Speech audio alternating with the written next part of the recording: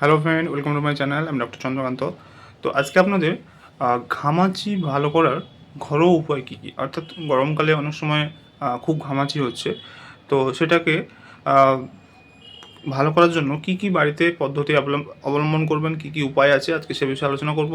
তো চ্যানেল নতুন, channel subscribe করবেন। চলুন শুরু করা যাক। তো ঘামাচির জন্য প্রথমে যেটা আপনারা করতে পারেন সেটা হচ্ছে আইস প্যাক বা বরফের সেঁক। একটা সুতির কাপড়ে একটা বরফের টুকরো নিয়ে ঘামাচির উপর 10 থেকে 15 মিনিট একটু সেঁক দিলে ওটা চুলকানি এবং জ্বালাপোড়া কমে।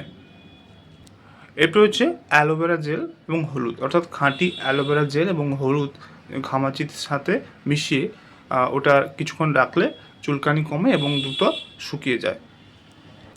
এরপর হচ্ছে মুলতানি মাটি, অর্থাৎ 4 থেকে 5 চামচ মুলতানি মাটির সঙ্গে গোলাপ জল এবং জল মিশিয়ে ওটা পেস্ট তৈরি করে 4 থেকে 5 ঘন্টা লাগিয়ে রেখে দিলে খুব ভালো উপকার পাওয়া যায়।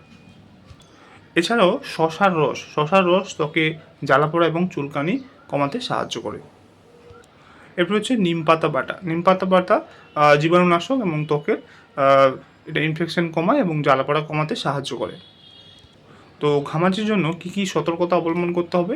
প্রথমত আপনাদের ঢিলেঢালা সুতির পোশাক পরতে হবে, যাতে ঠিকমতো ঘাম বেরিয়ে যেতে পারে, যাতে ঘাম না জমে। ঘাম জমলে কিন্তু ঘামাচি বাড়তে থাকে। এরপর যেটা করতে হবে সেটা হচ্ছে পরিচ্ছন্নতা বজায় রাখতে হবে এবং ত্বককে পরিষ্কার রাখতে হবে। অতিরিক্ত গরমকে এড়িয়ে চলতে হবে একটু, এবং ঠান্ডাতে থাকার চেষ্টা করতে হবে। এরপর হচ্ছে পাউডার, বিশেষ ঘামাচি রোধক পাউডার আপনারা ব্যবহার করতে পারেন। বিশেষ করে বিভিন্ন রকম মেডিকেটেড পাউডার পাওয়া যায়, ঘামাচি রোধক পাউডার পাওয়া যায়, সেগুলো আপনারা ব্যবহার করতে পারেন। এছাড়াও মনে রাখবেন, যদি ঘামাচি খুব বেশি হয় এবং পুঁজ জমে, তাহলে কিন্তু একজন স্কিন স্পেশালিস্টের সঙ্গে, ডার্মাটোলজিস্টের সঙ্গে যোগাযোগ করতে হবে। তো আজকে জানলেন ঘামাচি হলে ঘরোয়া প্রতিকার কী কী। এটা একটা ইনফরমেশনাল ভিডিও। যদি কারো কোনো অ্যালার্জিগত অন্য কোনো সমস্যা থাকে তবে ডাক্তারের পরামর্শ অনুযায়ী এগুলো ইউজ করবেন। তো আজকের ভিডিও এই পর্যন্ত। চ্যানেল নতুন, চ্যানেল সাবস্ক্রাইব করবেন, লাইক করবেন। Thank you for watching.